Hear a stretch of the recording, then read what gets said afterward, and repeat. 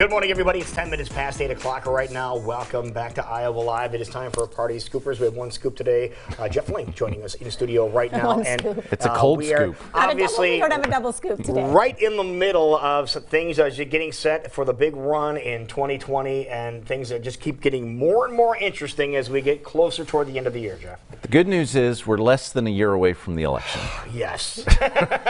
Less than a year to go. 84 days till the caucus. Okay.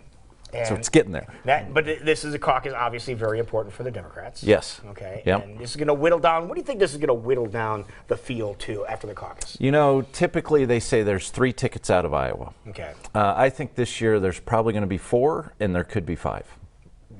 That's really going to be a lot different. Yeah. Well, Than it I has in the mean, past. since we started with 24 Yeah. to get down to 4 or 5, you know, that's a big deal. Okay. And obviously front runners are, we have the big 4. Are the big Yep. 4 still at the head of the field? You know, the most recent polling has shown that Vice President Biden, Senator Sanders, Senator Warren, and Mayor Pete Buttigieg are all kind of bunched together at this point. And who knows if they stay together as a group or if somebody like Senator Klobuchar from Minnesota breaks into that top 4, or maybe Booker or Harris. You know, we don't know yet. There's a lot to be determined. Now, you mentioned Booker because we saw an interview with him just the other day talking about going into the caucus here in Iowa. And he said that people going in, the front runner, if I heard correctly, he said the front runner may not end up being the nominee. All right. And he said that's a common thing. Yeah, it's hard to lead the caucus from tip That's to what I tail. mean. Exactly, yeah. And did you follow that theory? Do you Yeah, agree with that theory? I totally agree. And just look back to previous caucuses. Hillary Clinton was the front runner for a long time in 2007 and got overtaken, of course, by Barack Obama, who ended up becoming president. In 2004, John Kerry was nowhere at this time, 84 days out, and came out ahead. Howard Dean was in charge. It was in the lead most of that year and kind of fell off at the end, and Kerry stood up. So there's example after example where it's hard to lead the caucus from tip to tail. Okay, so was it one single event that usually took down the front runners as they went into the caucus, or is it just the circumstances? No, I think it is hard to, the caucuses thrive on momentum, and it is hard to maintain momentum for a year. Right, it's just the nature of the process, and you can be a strong front runner. It's just hard. So it has happened. Al Gore led the entire time in 2000 over Senator Bill Bradley. Okay, but that was a 2-person race, and Al Gore was the sitting Vice President of the United States. So he had some real advantages going into that, but it's just hard to lead the whole time. and you're mentioning right now there's 4 and possibly some that are in the wings too, so that's really going to be an interesting mix when it comes to caucus time. But you said you can't run from tip to tail when it comes to the caucusing and be the front runner for the whole time. Well, maybe the strategy should just be wait till the very end. Sandbag it. And sandbag, just watch from the outskirts for a while, and then jump in the last, say, 80 days or so, and of course, maybe make a splash. That was the Romney strategy in 2012. Sorry, Rick Santorum had the lead, and there were several candidates that had the lead on the Republican side that year. And Mitt Romney said, "I'm not going to participate in Iowa." And then in the last minute, last 30 days, last 45 days, he started making visits here and caught some momentum at the end, and of course was announced the winner even though he didn't win that That's night. That's right, I forgot about that, yeah. And Rick Santorum actually won, That's but right. didn't get the advantage of it on caucus night. So Right. Now, what about some people that are using that strategy in a different way to actually get into the race in the last 80 days or so? I thought we were at a point with 84 days to go that candidates were going to start falling off. Right. And we've had a couple do that. Of course, Beto O'Rourke a couple weeks ago was the last to say he's finished. But this week we've had one that's gotten himself on a ballot in Alabama and signaling that he's going to jump into the primary race. That's the former mayor of New York, Michael Bloomberg. And then just yesterday, the former governor of Massachusetts, a guy named Deval Patrick, apparently has been making calls into some of the early states, seeing if there's an appetite for another candidate. And from the people I've talked to, they are ready to cross people off the list. They don't want to. They don't want to add. They don't want to write names anymore. Let's talk about Bloomberg here for a second. Yeah. Now, jumping in this late, with no history here behind this, what do you think his chances are of even getting some momentum going? Well, he doesn't have no history.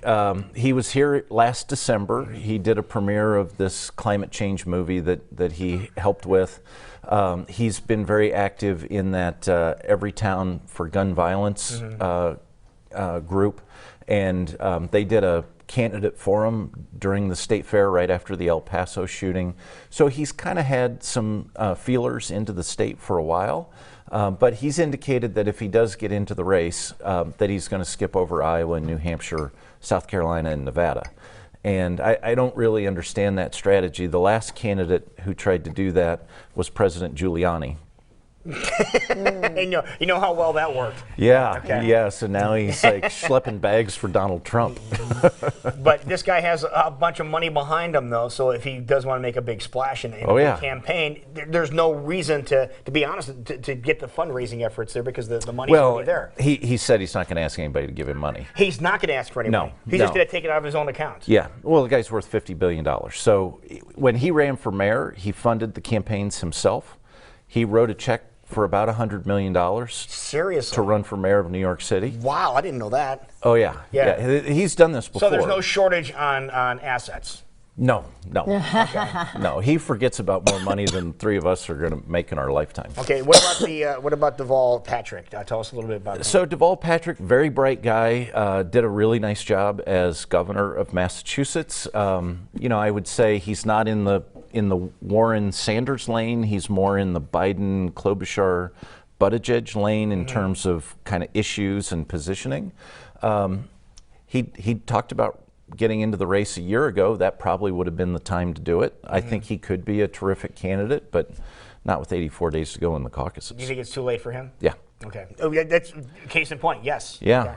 Okay. Can we talk for a minute just about this discussion of changing the order of the states? Yeah.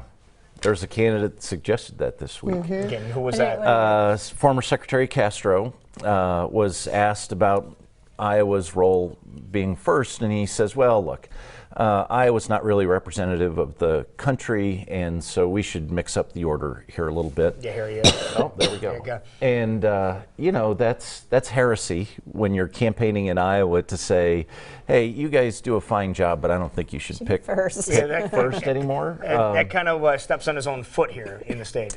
Yeah, and I don't understand. I don't understand the context of the question or how he answered that, but it's not helpful. Okay, and somebody who is making a lot of presence known in the state of Iowa, Bernie Sanders, he's got a whirlwind tour, so to speak, here in the state of Iowa, and he was here yesterday, wasn't he? Yeah, he was here in Des Moines. Actually, he was at Curate, which is in the East Village, happens to be right behind my office, but I missed Bernie on this Did he stop by and say hi or not? Oftentimes he does. Yeah. But anyway, so he had a big trip this weekend because he had Alexandria Ocasio-Cortez, the congresswoman from New York, who's really made a splash in Washington this year.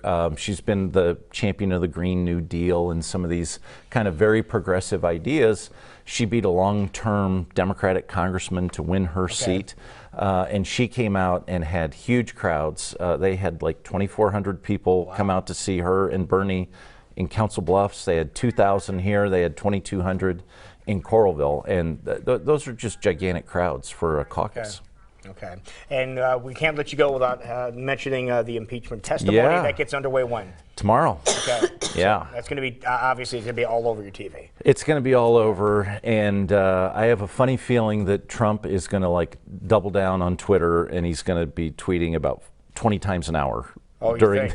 Yes. Active, you're thinking. I don't think he's going to have any meetings scheduled for the next 3 days. He's literally going to just watch TV and be angry and tweet the whole time. Are you going to be watching it?